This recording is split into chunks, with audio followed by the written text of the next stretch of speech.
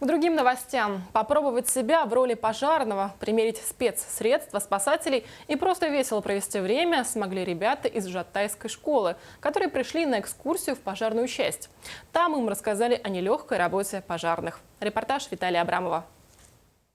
Для детей пожарный – герой, спасающий от огня людей, встающий на пути у разрушающей огненной стихии. По мнению педагогов, совсем по-другому усваиваются правила пожарной безопасности, когда об этом рассказывают сами пожарные, сопровождая все наглядными материалами. Вот он с ним идет, и он с ним... Все, он будет дышать. То есть, но теперь расход будет учитываться на 2 раза.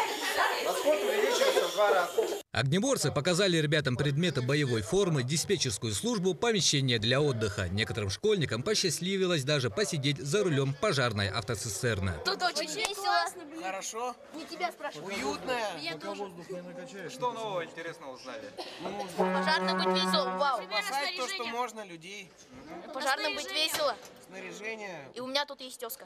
Как говорит командир ПЧ, школьники у них бывают часто, и для детей у них всегда открыты двери. Детям, как правило, интересна в основном техника вся, но и были вопросы также заданы по поводу поступлений. Я в будущем, наши дети планируют на поступление в высшие учебные заведения МЧС России. Кроме этого, ребята попробовали свои силы на специальных тренажерах по подготовке пожарных, а также прошли испытания лабиринтом в дымокамере. Очень клево. И страшно было с трупом. Детям очень понравилось. Мы ждали эту экскурсию.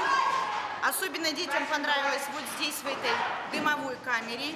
Я думаю, что не все учащиеся могли сюда попасть. Вот так весело в игровой форме ребята узнали много нового о правилах пожарной безопасности. Такие экскурсии проходят в пожарных частях повсеместно. Виталий Абрамов, НВК Саха, Якутск.